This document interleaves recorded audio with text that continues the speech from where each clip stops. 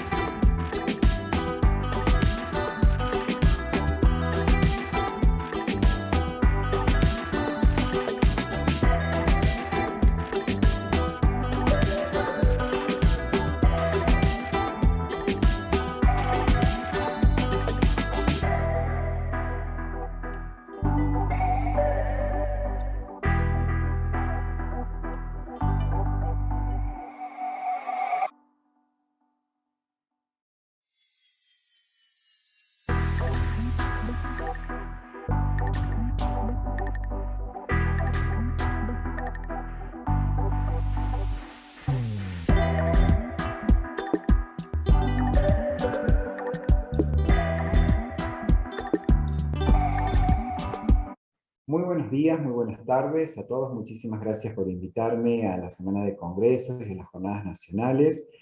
Para mí es un honor estar compartiendo con ustedes una temática bastante importante que tiene que ver con la historia clínica informatizada y las implicancias jurídicas, digamos, en un mundo que estamos atravesando de la salud digital, guiado por la cuarta revolución industrial y por todo este cambio paradigmático. Mi nombre es José Palacio y voy a hacer la pequeña introducción, digamos, a la temática propuesta. Sabemos que el cuidado de la persona humana lleva implícito un acto de obligaciones de medio, y lo digo así porque desde la Desde el derecho, las obligaciones de medios son aquellas que tienen que ver con la experticia que desempeña un profesional de la salud en el arte de curar o cuidar, ¿sí?, al paciente sujeto de derechos y obligaciones desde el inicio de su vida hasta que se practican los cuidados post-mortem. Y hago la salvedad y la diferenciación con las obligaciones de resultados, que son aquellas que ya prevén un resultado en cuanto a que se genera una relación de contrato bilateral entre el sujeto de derechos y también el profesional de la salud, que quedan circunscritas a dos disciplinas digamos, específicas, que tienen que ver con la cirugía del embellecimiento, no así la cirugía plástica en su fase, digamos, reconstructiva, funcional, y por el otro lado los anatomos patólogos y los bioquímicos en este aspecto. Sabemos que todas las prestaciones generan de salud relaciones jurídicas entre los galenos, los profesionales de la enfermería, los pacientes y las instituciones de salud, ¿no? Es decir, todo esto va a conformar el norte de lo que es el ecosistema sanitario. Y hay un principio dentro del derecho que tiene que ver con los principios de inexcusabilidad, que dice el artículo 2 en el capítulo 2, artículo 8, perdón, que tiene que ver con este tema de la ignorancia de las leyes no sirve de excusa para su cumplimiento. Es decir, que acá ya tenemos el primer reto jurídico dentro del ecosistema sanitario a los profesionales de la salud, que hay que empezar a conocer el marco regulatorio de la Lex Artis que rige su profesión como profesión liberal. Es decir, la ley 17.132, la ley 24004, digamos, para la enfermería y para todas las jurisdicciones que tienen, digamos, su propio marco normativo. Esto como primer principio jurídico. Por el otro lado, saber de que todo lo que se conlleve en el registro de la historia clínica del paciente se rige por una ley fundamental que tiene que ver con la ley 25.326, que es llamada protección de los datos personales. Y esto es muy importante tener en cuenta porque justamente esta charla tiene que ver con aquellos aspectos jurídicos del impacto de la historia clínica digital. Y acá vamos a tener en cuenta de que justamente el ordenamiento jurídico argentino, digamos, es muy importante de que ha determinado de que ningún dato sensible, dato médico de las personas, digamos, sea velado o sea violado dentro del ecosistema sanitario. Es decir, que acá, dentro de los datos sensibles, lo que se va a tener en cuenta es la información referente a la salud, que son, digamos, datos personalísimos, a la vida sexual, al origen étnico, ¿sí?, alguna patología específica, algún tratamiento específico que se está desarrollando dentro de la internación o la hospitalización del paciente. Por el otro lado, el artículo 8 de la misma ley nos enseña de que justamente todos los datos relativos a la salud, y bueno, acá, digamos, o sea, digamos, abre el panorama o el alcance, digamos, a los profesionales de la salud que pueden recolectar estos datos, que los pueden tratar, digamos, todo en relación a, digamos, la fase biológica y la fase de la salud mental. ¿Sí? Pero siempre con un fundamento y también con un criterio de racionalidad y fundamentalmente con el secreto profesional. Y el deber de confidencialidad también va, digamos, coligado al artículo 8, ¿sí?, que se plantea dentro del artículo 10, donde justamente nos lleva a esta reflexión, ¿no? O sea, el uso es lícito, ¿sí?, de los datos sensibles del paciente, mientras que no se los viole, datos que justamente al ser sensibles o personalísimos conllevan información de la fase biológica, pero también de la fase de la salud mental. Eso por un lado. Por el otro lado, saber de que la ley del paciente, ¿sí?, digamos, ratificada en el año 2012 por la ley 26.742 o ley de muerte digna, ha establecido prácticamente en el artículo 13, donde habla sobre la historia clínica electrónica, ¿no?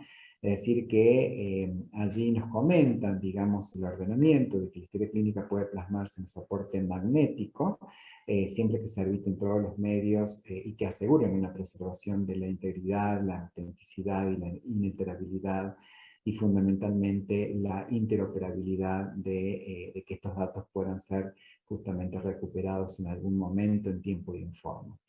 Y acá nos abre el panorama, porque hay muchas jurisdicciones, digamos, del país que manejan una diferenciación entre la historia clínica de formato papel y la historia clínica digital. Hoy en día vamos hacia la digitalización y, digamos, para erradicar la papelización, digamos, ¿no? Todo lo que conlleve el tema de los papeles. Entonces, esto significa de que se tiene que poner en marcha un sistema de software que permita una interoperabilidad, pero que también ofrezca una seguridad jurídica en los operadores de las ciencias médicas, porque recordar de que justamente la historia clínica digital, formato papel, nosotros tenemos la custodia como profesionales de la salud y también como instituciones sanitarias oferentes de salud de la esfera pública o privada, pero el titular legitimado es el paciente, es decir, que nosotros vamos a custodiar y garantizar justamente que no se violen estos datos. ¿Qué documentamos en la historia clínica digital? Digamos, y acá he hecho un cuadro de doble entrada donde podemos ver en una primera entrada de que la función tiene que ver, digamos, con aquellos ejes centrales o estructurales dentro de lo que es la actividad sanitaria. Por un lado tenemos la fase asistencial, es decir, que el principal repositorio de información que va a permitir, ¿no es cierto?, una continuidad de los procesos de atención, los procesos de calidad que desarrollan los profesionales de la salud durante las 24 horas que el paciente esté hospitalizado. Por el otro lado, tiene una función docente porque justamente sirve para información, para el aprendizaje a partir de los casos clínicos, hay una retroalimentación de los mismos y puede ser, digamos, llevarse a cabo como una situación fáctica para poder descentralizar los aprendizajes significativos. Por el otro lado, la fase legal, que tiene que ver, digamos, con esa conducta, esa constancia registral de los profesionales de la salud en relación a justamente las prestaciones y los cuidados o tratamientos que se ejecuten en el paciente durante la estadía dentro de la clínica o la institución sanitaria. Por el otro lado, la fase administrativa tiene que ver como apoyo para el manejo de la gestión económica y financiera de las instituciones de la salud, y no menor es el tema que viene coligado, digamos, a todas las fases anteriormente descritas, que tiene que ver con la fase de la investigación. Sí, que es una fuente de datos para la elaboración de los datos y estudios de la investigación, y acá es muy importante porque abre el panorama a que toda esta cuestión documental dentro del ecosistema sanitario tiene que estar regido por un consentimiento informado. ¿Sí? Entonces, muy importante como instrumento legal, jurídico, digamos, que el paciente pueda, digamos, comprender el consentimiento informado, determinar los pros y los contras que tiene, digamos, esta práctica que va a ser sometida en la fase de su internación, y poder decidir con intención, libertad y discernimiento sus actos médicos. Es decir, que todo este cambio paradigmático de la medicina digital versus la medicina tradicionalista o hipocrática ha llevado a que los pacientes, digamos, generen mayor cantidad de datos. Y estos datos que se vuelquen en la historia clínica, digamos, o sea, los profesionales de la salud tienen que tener una ampliación de no solamente limitarse a lo que da la anamnesis primaria, digamos, cuando el paciente ingresa para la hospitalización, sino también tener en cuenta todos los niveles, digamos, que conlleva los datos, desde el nivel molecular, es decir, desde analizar su propio genoma o epigenoma, y la actividad proteonómica, ¿no es cierto?, hasta justamente poder conocer la actividad clínica de sus exposiciones, su vida social, si los determinantes sociales, culturales y económicos de la salud, que justamente, digamos, influencian a la hora de poder hablar de una alteración de la salud. Es así como todas estas situaciones de vulnerabilidad, también del desempleo, pobreza, violencia familiar, pertenencia a determinados grupos, también es importante porque todo esto va a conllevar a lo que se conoce hoy en día como el Big Data sanitario. Y bueno, sin lugar a duda, digamos, o sea, esto va llevado de la mano de todo lo que sea la parte, digamos, jurídica o judicial. Sabemos de que Latinoamérica y Argentina fundamentalmente son modelos, están transitando modelos de sociedad litigiosa, y esto tiene que ver porque se está, digamos, concretando toda aquella judicialización de la medicina, ¿no? Y acá lleva a surgir un instituto jurídico dentro del derecho que nosotros llamamos, que es la responsabilidad profesional, ¿no? Y que está ligado directamente al daño que se le produce al paciente, digamos, los cuales, el cual puede el paciente demandar no solamente a la clínica donde está hospitalizado, sino también a los profesionales que los han atendido, bajo una responsabilidad solidaria, ¿sí? O bien también demandar en la esfera de las jurisdicciones nacionales. Estamos hablando de demandar al Estado.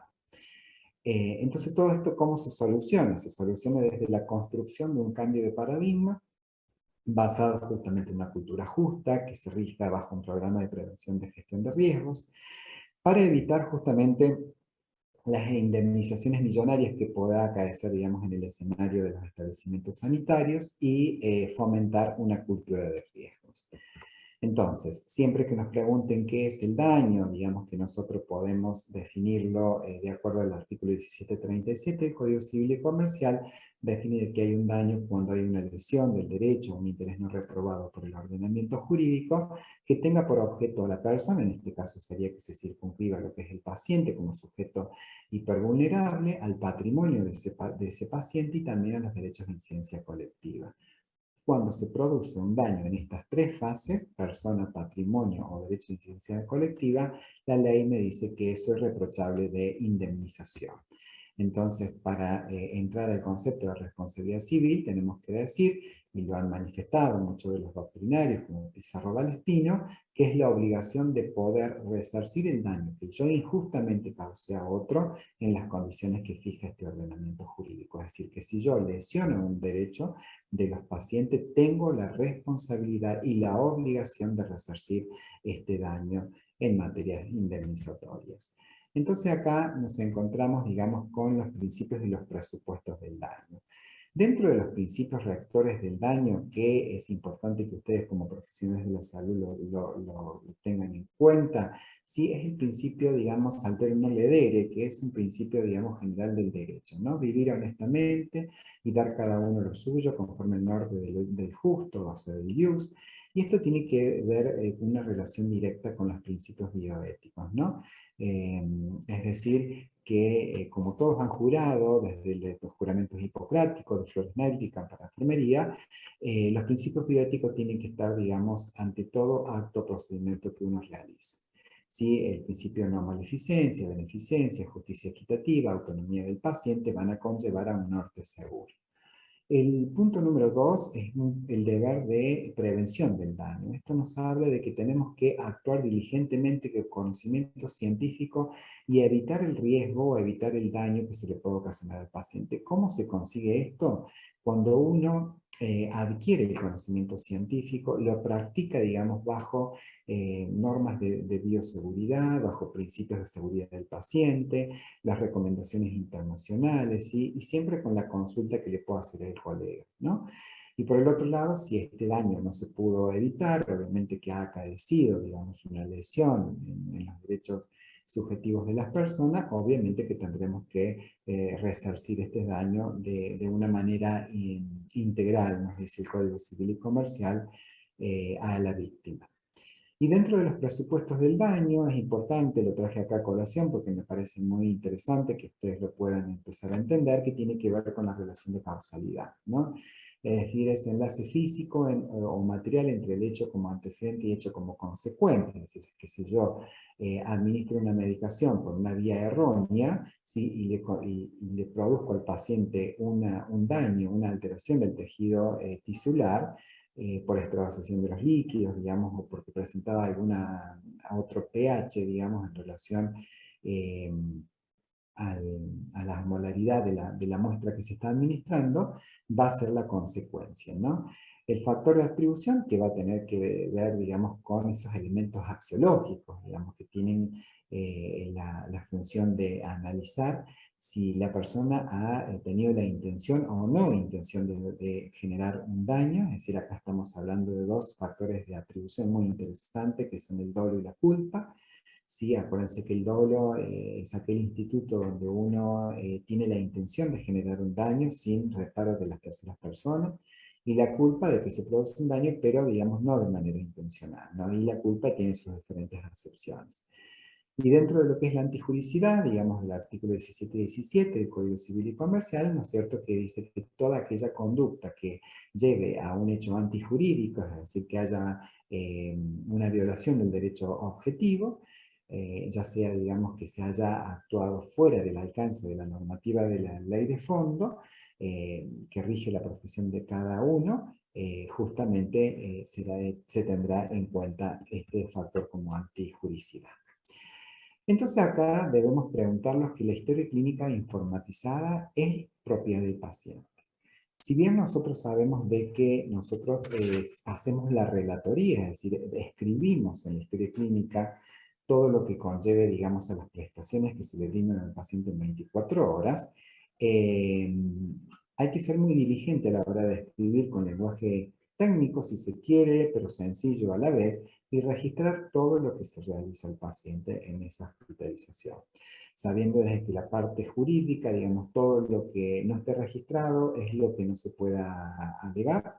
Entonces allí, digamos, debemos demostrar por qué la omisión del escrito. Y es muy interesante porque la historia clínica informatizada, digamos, se reglamenta fundamentalmente dentro de lo que es la firma digital. Es decir, que tenemos ya dos institutos nuevos que tenemos que empezar a conocer. Por un lado, la historia clínica digital, ¿sí? Que está justamente, digamos, desarrollado dentro de lo que es la ley del derecho del paciente. Y por el otro lado, digamos, la ley de firma digital. O sea, todo esto está coligado, ¿no? Y un artículo muy interesante, digamos, o sea, que define qué es la historia clínica, es el artículo número 12, ¿no? Donde lo define como aquel documento obligatorio, cronológico, foliado y completo en el que constan las actuaciones de los profesionales. Y por el otro lado, digamos, actuaciones que deben de servir y en una relación de conexidad, digamos, con el artículo número 18, ¿no? Porque justamente tiene que hablarse de una inviolabilidad. La historia clínica no debe ser violada, ¿sí? O sea que acá hay un reto para los oferentes de la salud y los profesionales que brindan la asistencia sanitaria, que tiene que ver con esta responsabilidad, ¿no? O sea, hay una custodia y una guardia, ¿sí? Que asumen estas personas, ya sean los profesionales de la salud o las instituciones sanitarias, de carácter de depositario. Y esto es muy importante porque esto se encuentra, digamos, regido, regulado en el Código Civil y Comercial de la Nación. ¿Por cuánto tiempo debemos conservar la historia clínica? Y esto es muy interesante porque hubo cambios sustanciales en la modificación del Código Civil y Comercial en los últimos, digamos, desde el año 2015. Si el tiempo de conservación, digamos, para eximir, o sea, la responsabilidad liberatoria en responsabilidad contractual, desde el último registro que se ha desarrollado, digamos, en la historia clínica digital, son de 10 años. ¿Qué ha pasado, digamos, con la actualización del Código Civil y Comercial? Es que esto se ha disminuido de 3 a 5 años, ¿sí? Y esto es muy importante porque justamente ese es el plazo que debe, digamos, custodiar y ser guardia en las instituciones de salud por si el paciente demanda a la institución por daños a la misma. Entonces acá entramos obviamente a lo que es un síndrome, digamos, a un régimen disciplinario, y esto tiene que ver, digamos, con lo que plasma la ley de la medicina y las actividades de colaboración, donde dice que justamente, ¿no?, que la Subsecretaría de Salud o el Ministerio de Salud de la Nación va a ejercer el poder de policía o disciplinario, ¿no?, con independencia de la responsabilidad civil, penal o administrativa que se puede imputar a los matriculados. Es decir, que no solamente el órgano rector, siendo el Ministerio de Salud de la Nación, va a ejercer el régimen disciplinario a los profesionales que cometan un daño, digamos, sino que también abre la vía para, digamos, ser demandados por la vía penal, civil o administrativa. Esto es muy importante. ¿Cuáles son aquellos llamados, digamos, situaciones de sanciones, si se les quiere llamar, que plasma la ley 17.132? Son, digamos, desde la fase administrativa, el llamado de atención, el apercibimiento, un sumario administrativo, ¿no? Donde se va a pedir el descargo correspondiente de la acción o omisión que se ha desarrollado, digamos, en la fase de el desempeño de sus funciones o profesión. Y por el otro lado, obviamente, ya desde un ámbito más avanzada en cuanto a las sanciones y la cancelación de la matrícula, podría ser por un acto imprudente o negligente, y ya, digamos, en la esfera del derecho penal o punitivo argentino tenemos las condenas, digamos, por homicidio culposo, que están regidos por el artículo 84 del Código Penal argentino. Es decir, que todas estas cuestiones tenemos que tener en cuenta porque podemos ser sancionados no solamente por la institución, sino también en caso que acaezca y que se verifique el daño, no por las otras ratios dentro de la justicia. Algunos tips jurídicos para ir redondeando, digamos, la charla tienen que ver con, digamos, el registro.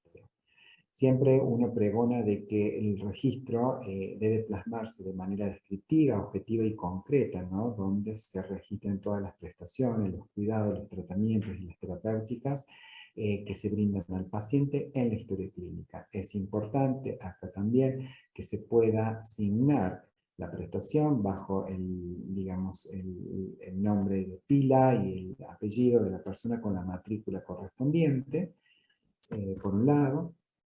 Si estamos trabajando con historia clínica digital, obviamente que tendremos un usuario y un password y queda registrado, digamos, quién interviene a registrar un determinado cuidado, una determinada terapéutica. Por el otro lado, considerar siempre, digamos, a la historia clínica como un instrumento jurídico, ¿no? Donde es la propiedad del paciente, donde nosotros solamente somos los guardianes de la misma y que conservamos la garantía de la misma por el plazo perentorio que prescribe la ley. Y por el otro lado, obviamente que esté registrado la fecha, la hora, la firma, ¿sí? Sin enmiendas ni tachaduras, lo más legible y descriptivo posible. Nunca se registran los cuidados que no se hayan realizado personalmente, ni se delega absolutamente ningún cuidado a otra persona, digamos que no haya sido un profesional actuante en la materia. Hay una sola vía de excepción, digamos, que prevé la ley, que son las situaciones de urgencia, ¿no? Cuando en un estado de shock, un estado de parada cardiorrespiratoria, digamos, el paciente puede generar un requerimiento de urgencia por parte del equipo galénico o equipo de la salud, ¿no? Donde sí se pueden recepcionar todas las órdenes verbales y actuar en consecuencia. Por ejemplo, si ante una parada cardiorrespiratoria yo tengo que administrarle, digamos, adrenalina, noradrenalina, calcio, bicarbonato medio y demás, bueno, verbalmente se va a recepcionar esta orden, pero después tenemos que exigir posteriormente su ratificación en la historia clínica, ¿no es cierto?, para que quede totalmente debidamente registrada. Siempre la administración de las drogas es una acción personal o, digamos, cuando se está ejecutando un procedimiento de y que tiene que seguir ciertos reparos, ¿no? Los principios establecidos internacionales de la seguridad del derecho del paciente, que tiene que ver, digamos, con que sea el paciente correcto, que se administre por la vía correcta, la dosis correcta, la fecha correcta, ¿sí? Y que se tenga en cuenta estas cuestiones, digamos, a la hora de evitar un daño.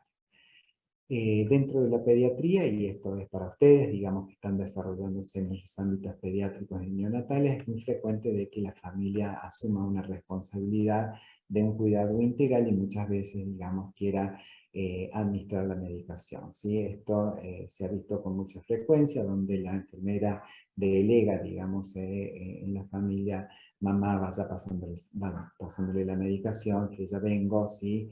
Y la madre, digamos, no es una experta en la materia, no es una profesional, es una lego, por lo tanto, digamos, eso es lo que tenemos que evitar para, digamos, tener cualquier tipo de daño. Y por el otro lado, digamos, valorar y respetar la dignidad del paciente, considerando la autonomía del paciente como derecho fundamental, sabiendo de que la capacidad jurídica progresiva que ha determinado el nuevo Código Civil y Comercial, digamos, marca como tendencia de que los niños, niñas y adolescentes a partir de los 16 años que tengan intención, discernimiento y libertad y que entiendan, digamos, el procedimiento que se va a realizar, tienen autonomía progresiva para poder decir actos médicos, siempre con el consentimiento de la responsabilidad parental. ¿Sí? Pero entonces esto abre un nuevo panorama que decir, bueno, los niños pueden decidir en prácticas médicas, sí, hay que escucharlos, y en caso que se judicialice, es decir, que haya una disyuntiva entre lo que dice el niño, la intención y lo que dicen, digamos, los padres, se lo puede judicializar donde el juez va a escuchar al paciente de manera, digamos, mucho más activa. Por el otro lado, el fortalecimiento de las medidas educativas, esto tiene que ver, digamos, que los departamentos de docencia e investigación deben empezar a desarrollar programas de prevención y gestión de riesgo a la hora justamente de evitar todo este cúmulo de sanciones que pueden ser justamente desarrolladas bajo una cultura preventiva.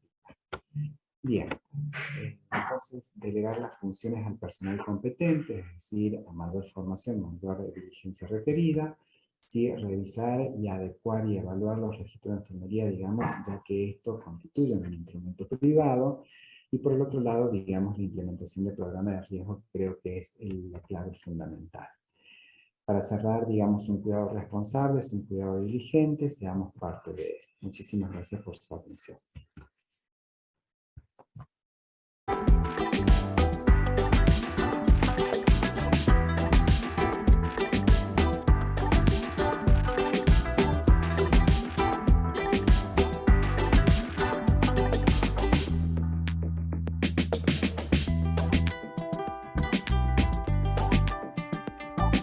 Muy buenas tardes a todos los colegas presentes. Muchísimas gracias por la invitación a las jornadas de neonatología dentro de la Semana de Congreso de la Sociedad Argentina de Pediatría. Felicitaciones a los organizadores.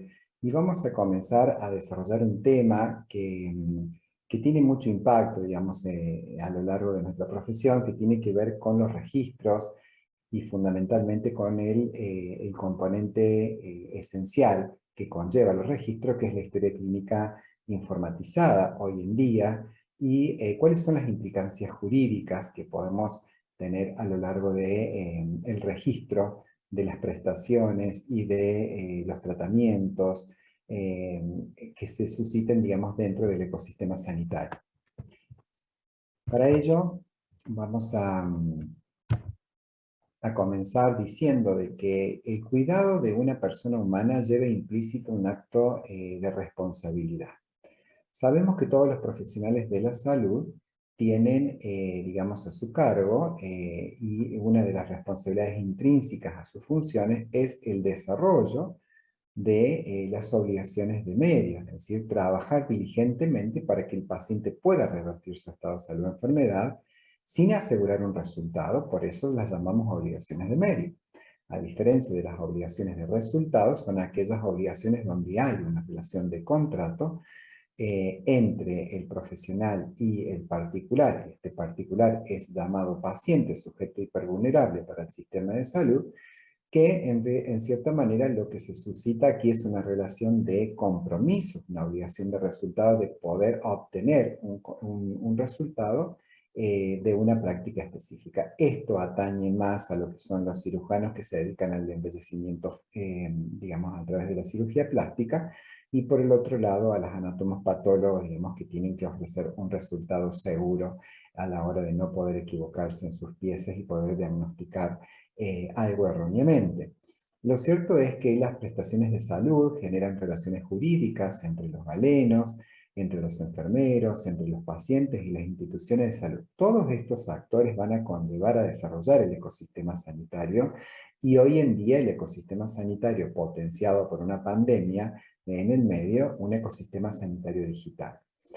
Es así que acá empiezan a suscitarse algunos relaciones jurídicas que tienen que ver con, digamos, cómo se va desarrollando esta cadena de responsabilidad, que tiene que ver con el paciente como sujeto de derechos dentro de un ecosistema, un escenario sanitario. Por el otro lado, el enfermero que brinda cuidados integrales en todo el ciclo vital, y por el otro lado, el galeno, digamos, que prescribe y que trata enfermedades. Entonces, estos tres actores van generando relaciones jurídicas, primero de subordinación, del enfermero para con el galeno y del paciente de subordinación para con el enfermero, y en esa manera, digamos, es importante analizarla en el seno de que se pueda acaecer algún daño al paciente. Es importante reconocer también uno de los principios generales del derecho plasmado en el nuevo Código Civil y Comercial, que tiene que ver con este principio de inexcusabilidad, ¿no? Es decir, que dice el mismo principio en el artículo 2, en el capítulo 2 del artículo 8, de que la ignorancia de las leyes no sirve de excusa para su cumplimiento si la excepción no está autorizada por el ordenamiento jurídico. ¿Qué quiere decir esto? Que es importante que los profesionales o el talento humano de salud pueda de una manera u otra poder conocer cuáles son las competencias dentro del ámbito de su propia norma. Es decir, lo que está regulado en la Lex Arti, lo que está, digamos, sancionado, es lo que rige el ámbito de su competencia. Por lo tanto, desconocer la norma madre o la norma del ejercicio profesional puede conllevar a que justamente se produzcan estas situaciones antijurídicas, podríamos llamarle, que van a afectar a las lesiones, que van a lesionar, perdón, a los derechos personalísimos de esta persona humana que se encuentra en un proceso de salud o enfermedad. Y bueno, entonces acá tenemos que nosotros analizar estas cuestiones desde la propia ley de fondo, ¿no? Y acá traigo a colación dos leyes que tenemos que conocer, que es la Ley de Protección de Datos Personales, que es la Ley 25.326, donde nos habla sobre cuál es el mecanismo de resguardar estos datos sensibles que el paciente nos ofrece permanentemente, desde que entra a una guardia, desde la recepción, desde que comenzamos a hacer la anamnesis, desde que se le realiza algún laboratorio, algún diagnóstico por imagen, alguna intervención quirúrgica, etcétera, etcétera. Son datos que se van acumulando, digamos, a su historial. Esos datos son llamados datos sensibles. Ese conjunto de datos sensibles es lo que constituye un Big Data sanitario.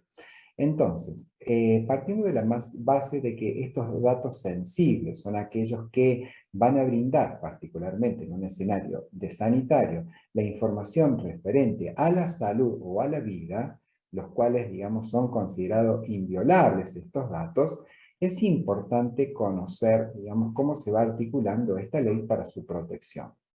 El artículo 8 de la misma ley nos enseña de que justamente los responsables justamente de mantener la custodia de estos datos sensibles a través de un registro que es la historia clínica del paciente van a ser los establecimientos sanitarios, de la esfera pública, de la esfera privada y también los profesionales, es decir, los galenos que manejen la historia clínica en cuanto a la recolección y el tratamiento de los datos personales y relativos a su salud física y también su salud mental. Pero hay dos condimentos muy importantes a tener en cuenta, que es el primero, el principio de secreto profesional, y por el otro lado, lo que plasma el artículo 10 es acerca del deber de confidencialidad. Es decir, que estos datos se tienen que garantizar mediante un secreto profesional, que esto obviamente que está regido por todos los principios éticos y deontológicos de cada profesión, y por el otro lado el deber de confidencialidad, estos datos justamente a través de una cadena de custodia que podría ser en este caso los establecimientos sanitarios, los cuales tienen la responsabilidad de conservar estos datos, ¿sí? Hasta que el paciente pueda venir a reclamarlos, porque justamente la propiedad la titularidad es del paciente, no de la institución. Lo que pasa es que acá se abre un juego muy interesante a saber decir, bueno, ¿quién es el titular de la historia clínica? Sin lugar a duda es el paciente, ¿sí? Pero como el paciente transita en un ecosistema sanitario, hay una relación de contrato, de guardián por parte de las instituciones sanitarias, de poder conservar esos datos hasta un plazo de prescripción que tiene que ver, digamos, con un plazo de caducidad. Es decir, que si el paciente a los 10 años de haberse atendido en una institución sanitaria no ha reclamado la historia clínica o no ha mandado, digamos, a reclamar su historia clínica, la institución sanitaria tiene el derecho de justamente de eliminar esos datos, esa base de datos, sin perjuicio, digamos, de iniciar acciones legales por improcedencia de no brindarle los datos sensibles al paciente. Una vez que tengamos este conocimiento, es importante relacionarlo con la historia clínica y lo que dice la ley del paciente. La ley del paciente, la ley 26.529, regulada en el año 2009, y después ratificada por la ley 26.742 en el año 2012, define primero qué es una historia clínica digital o una historia clínica, digamos, del paciente, y por el otro lado da cuáles son los requisitos que debe tener esta historia clínica, ¿sí? Y el artículo 13 de la ley 26.529 nos habla de que justamente la historia clínica, en este sentido, la historia clínica electrónica, puede plasmarse en soporte magnético. Como dice la norma, puede plasmarse en soporte magnético, nos está dando la libertad de poder implementar determinados softwares sanitarios que puedan desarrollar este tipo de registro de prestaciones sanitarias. Lo cierto es que vivimos en un país federal donde hay muchas organizaciones del ámbito público-privado que todavía no tienen la adquisición de estos paquetes de software como para desarrollar la historia clínica. Por lo tanto, deberán manejar por la historia clínica formato papel. Son las mismas condiciones de resguardo, eso no ha cambiado. Lo que sí, cuando uno se rige por la historia clínica digital o electrónica, tiene una conexidad de la reglamentación que suscite, digamos, un hecho que se pueda dar, digamos, dentro de un desperfecto del registro de la historia clínica informatizada, regirse por la ley de firma digital. Bueno, así son las cosas que es importante el desarrollo de un software especializado en la materia, que se arbitre todos los medios para poder conservar, preservar, digamos, la autenticidad de los datos que se ofrecen, ¿sí? Y que también se puedan recuperar los datos en tiempo y en forma, ¿sí? Esto le va a dar una transparencia jurídica, una seguridad jurídica en un instrumento que es privado del paciente. Por el otro lado, también esta historia clínica digital va a conllevar el desarrollo de los accesos restringidos. Esto es bueno porque aquí se tiene que poner en juego de que la inviolabilidad, es decir, que nadie puede acceder a una historia clínica electrónica sin ser el usuario, que se registre como usuario y que, digamos, registre una contraseña, porque lo que está registro es lo que vale como carga dinámica de la prueba en un proceso judicial, es decir, que no puedo yo ofrecer mi clave de usuario y contraseña a un colega para que me vaya evolucionando el paciente, o que me vaya haciendo el registro de una prestación. Eh, y esto es muy importante porque en este sentido la reglamentación también habla de la documentación respaldatoria, no solamente en formato digital a través del software, sino también en poder agregar todo lo que sea consentimiento informado y también todo lo que sea los protocolos de intervenciones quirúrgicas. Toda esta conexidad, esta complejidad, digamos, de datos que nosotros manejamos va a constituir la que es la historia clínica. Ahora, ¿por qué debemos documentar en salud? Y es muy importante hacernos esta pregunta con el fin de poder establecer algunas pautas. ¿Cuál es la finalidad que tiene una historia clínica o un documento sanitario dentro de la esfera de salud? Bueno, primero que tiene una función asistencial, es decir, que es el principal repositorio de información que va a permitir asegurar la continuidad del proceso de atención. Es decir, que es el lugar donde, de asiento, de registro, donde cada profesional va a registrar indudablemente sus prestaciones. Por el otro lado, tiene un tinte docente, porque esta información que registramos en la historia clínica del paciente va a sirve como fuente de información para el aprendizaje de casos clínicos. Y esto es muy importante, porque justamente como estamos en un sistema dinámico de salud y la salud es dinámica, la retroalimentación o el feedback a través de casos clínicos enriquecen sin lugar a duda la práctica y favorece un cuidado seguro. También tiene una beta legal. Obviamente, ¿sí? Son las constancias de las conductas y las acciones de los profesionales, acción o omisión de registro, ¿sí? Con respecto a la normativa vigente. Y esto es muy importante porque cuando hay un juicio de mala praxis, el juez va a solicitar a pedido, digamos, primero a pedido de las partes, a solo simple requerimiento, digamos a través de una nota simple, se tiene que expedir en 48 horas la historia clínica o en su defecto en menos de 24 horas un resumen de la epicrisis.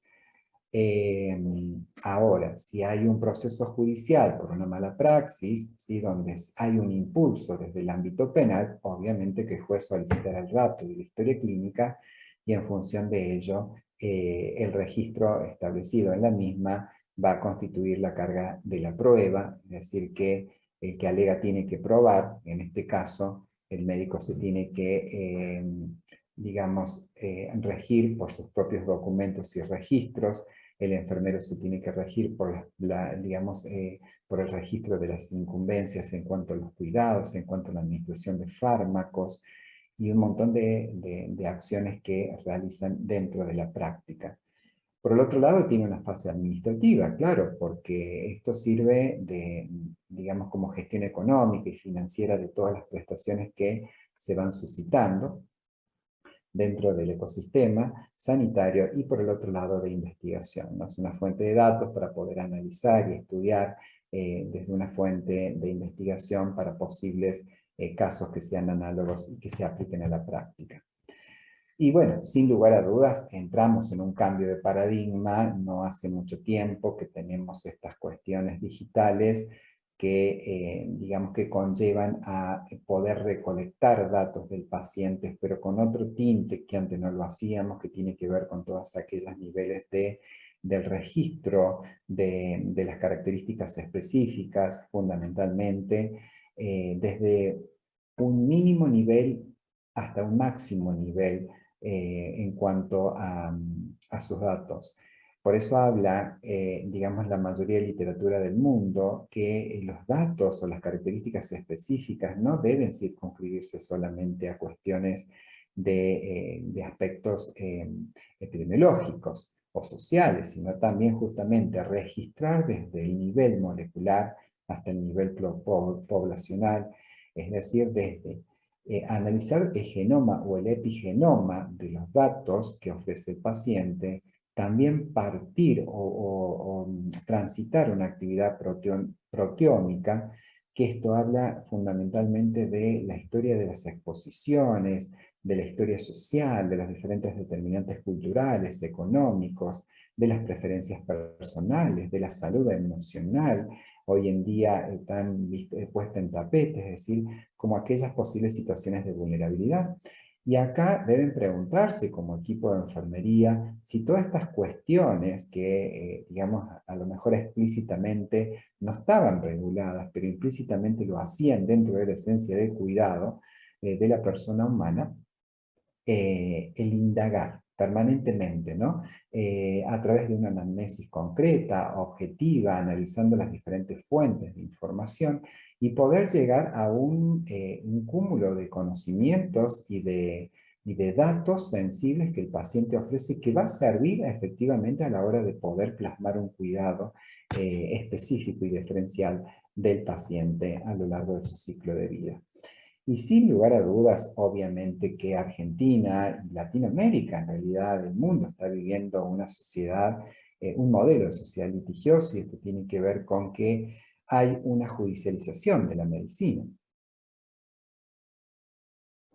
Esto es así, ya que hay un cambio en cuanto a la cultura y en cuanto a la idiosincrasia de la atención del paciente, que tiene que ver con que el paciente ahora ya tiene una doble protección jurídica. Es decir, cuando el paciente se reguló en su primer momento en el año 2009 la ley del paciente, y que después se actualiza esta ley en el año 2012, cuando se, digamos, normatiza el Instituto de Muerte Digna, y queda, digamos, subsanado en ese sentido. Ya el paciente tiene una doble protección jurídica, y doble protección jurídica porque también se rige por las normas de la ley del consumidor. Es decir, que tiene un bifronte, una doble protección jurídica o un bifronte normativo que va a acompañar a evitar estas asimetrías que muchas veces se suscitaban dentro del ecosistema sanitario, obviamente porque el galeno o el profesional de la salud tenía el poder en este sentido. Es decir, que todo esto ha conllevado a que el paciente no se calla, que el paciente reclama, que el paciente empieza a hacer notas, a quejarse, no solamente en los estrados sanitarios, sino también en los estrados en la última ratio, que serían los tribunales.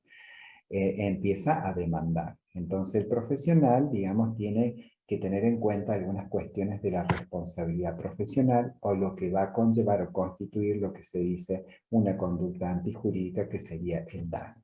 Lo cierto es que todo este escenario sanitario digital va a conllevar a un cambio de paradigma de esta cultura, ¿sí? Que muchas veces era patriarcalista, digamos asimétrica o hegemónica, a una cultura más, digamos, simétrica, donde rige un modelo de justamente una cultura basada en un programa de prevención de riesgos.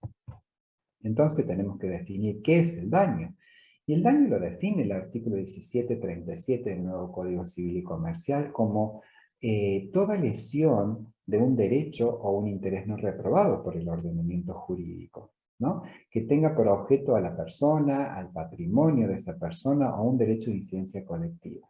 Entonces, cuando se lesiona un derecho o un interés no reprobado por la Constitución, por el ordenamiento jurídico o por nuestro propio Estado, ¿sí? Y que tenga como por objeto a la persona, nosotros lo vamos a poner en esta persona humana, a el paciente, al patrimonio de ese paciente, o bien derechos de incidencia colectiva, es decir, que haya diferentes actores, pero que reclamen un mismo daño, ¿sí? Eso es lo que se llama incidencia colectiva.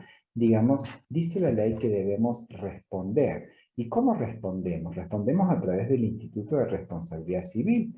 Ya decía don Pizarro Vallespino que la responsabilidad civil es la obligación de poder resarcir el daño injustamente causado a otro en las condiciones que fija el ordenamiento jurídico. Es decir, que ante un hecho antijurídico, yo lo que necesito es hacer es la obligación de poder resarcir este daño injustamente causado. ¿Y por qué injustamente causado? Porque no se prevé de que un profesional de la salud pueda actuar dentro de su ejercicio profesional con una intención de generar un daño a una tercera persona, sin importar ni reparar absolutamente el mismo. Es decir, que la figura dolosa dentro del equipo sanitario no acaecería, digamos, cuando se analiza una conducta antijurídica. Lo cierto es que la mayoría de las causas de responsabilidad civil que se traen en relación al daño están asociadas a condiciones o, digamos, factores subjetivos de culpabilidad. Dentro de ellas lo vamos a analizar a posterior. Entonces, es importante tener en cuenta algunos principios que tienen una conexidad, obviamente, con los principios bioéticos y los principios digamos, que rigen el marco deontológico de cada profesión, que estos son el principio de alterum non ledere, que es un principio general del derecho, pero que tiene una conexión directa con la salud. Es decir, no dañar a otro, ¿sí? Ese es el norte, vivir honestamente y dar a cada uno lo suyo, conforme en el norte de lo justo. Y si nosotros lo relacionamos con el principio de la bioética, y sería justamente no hacer mal al otro, el principio de no maleficencia, el principio de beneficencia o de justicia equitativa, y también obviamente el principio de autonomía del paciente. Por otro lado, otro de los principios rectores es el deber de prevención del daño. ¿Y cómo sería esto? Nosotros tenemos que actuar diligentemente en todo el proceso de atención en un ecosistema sanitario, ¿sí? Diligentemente, es decir, yo adquiero un conocimiento y ese conocimiento me va a dar seguridad en la práctica, en la ejecución de un determinado procedimiento, un determinado cuidado, un determinado, digamos, preparación de una determinada droga, etcétera.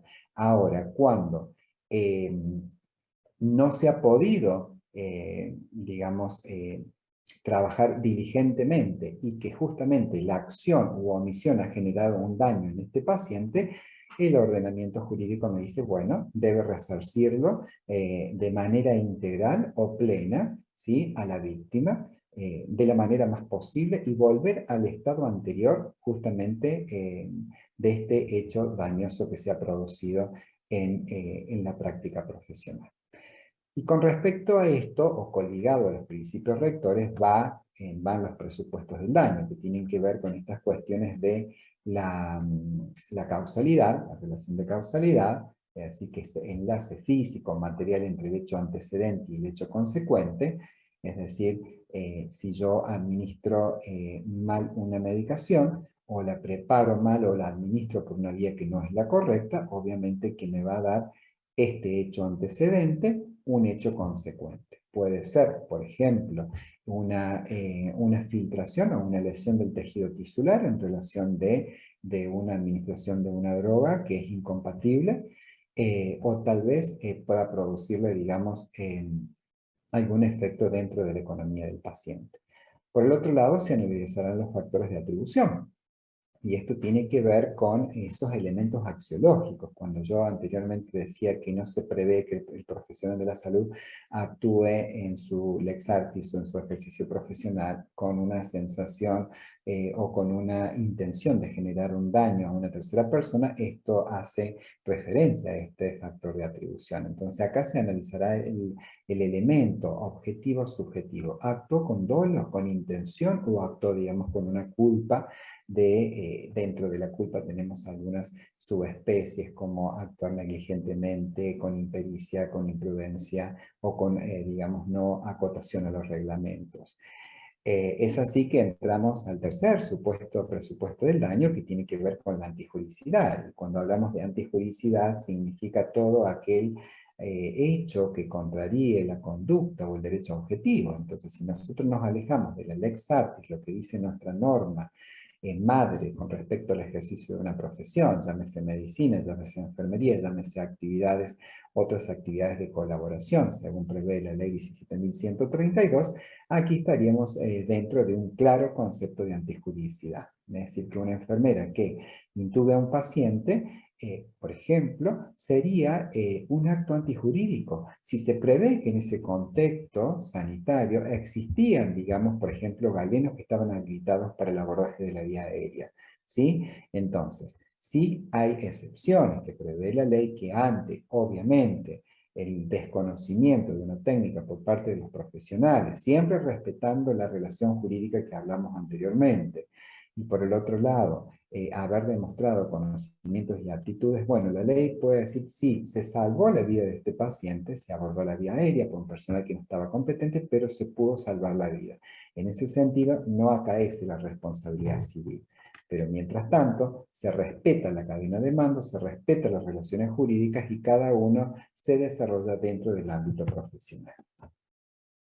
Bien, entonces la historia clínica habíamos dicho de que es un documento obligatorio, cronológico, foliado, completo, en el que constan las actuaciones profesionales.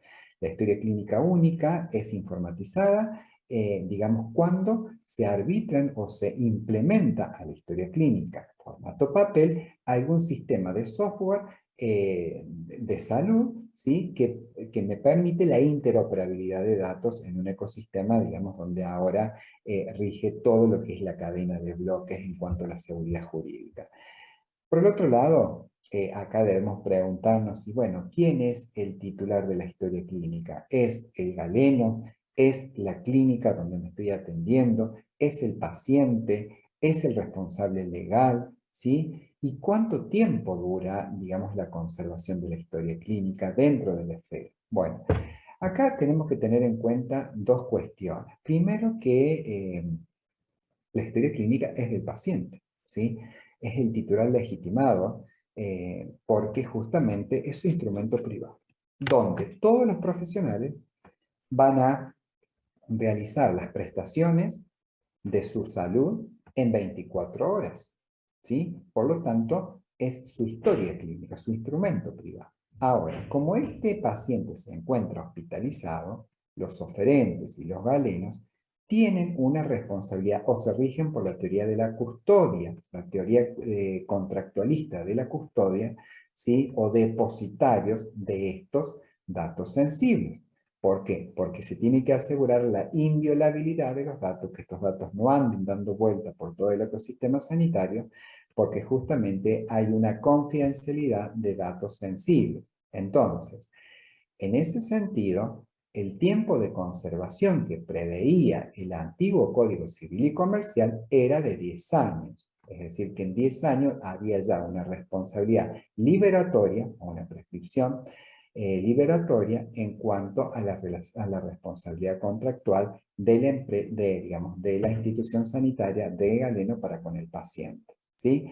Ahora esto ha cambiado porque el nuevo Código Civil y Comercial achica el plazo, digamos, de conservación a 3 años, es decir, todo lo que se rija por responsabilidad contractual o extracontractual se suprime a 3 años. Ese es el tiempo que el paciente puede reclamar la historia clínica, ¿sí?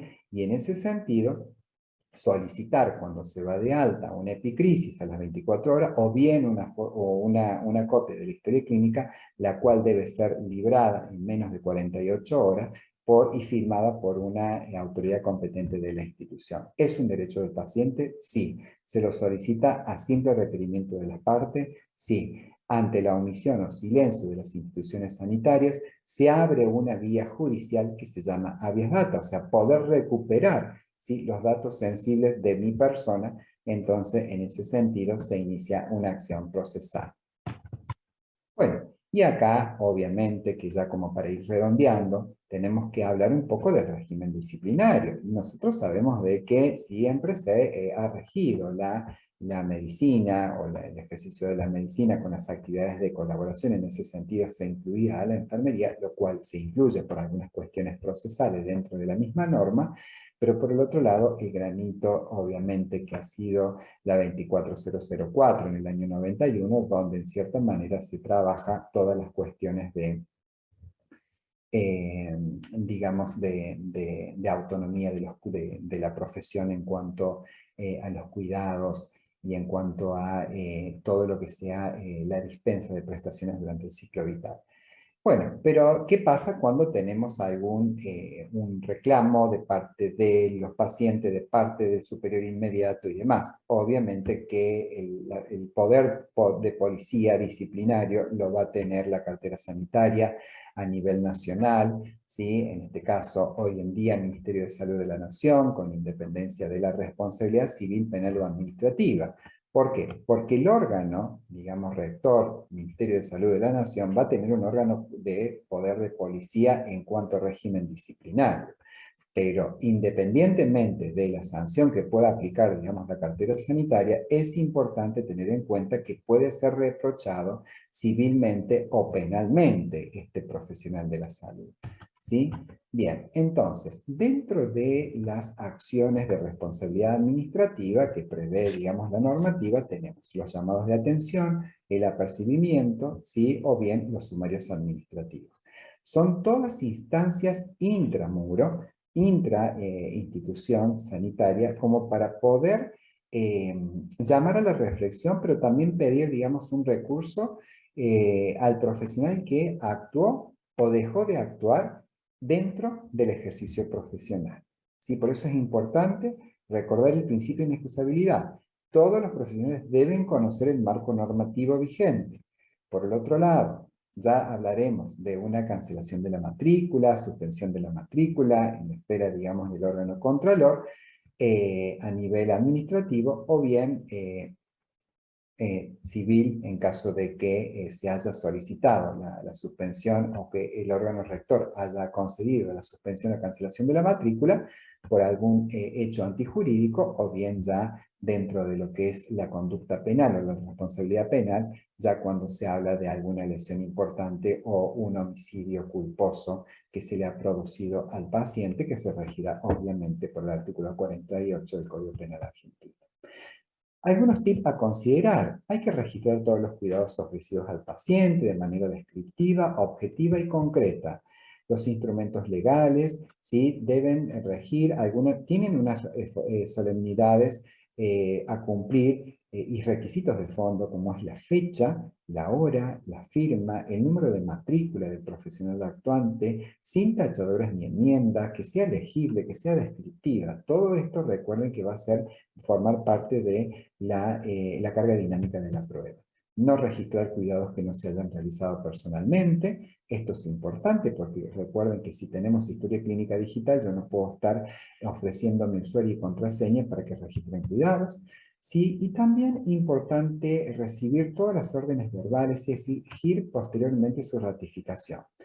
Esto es importante porque hay situaciones de urgencia eh, que se prevén, digamos, que tienen que ponen en juego la vida del paciente, donde se necesita actuar en este momento y no puedo yo prescribir, digamos, en la historia clínica y después que ustedes actúan. Se necesita actuar en este momento.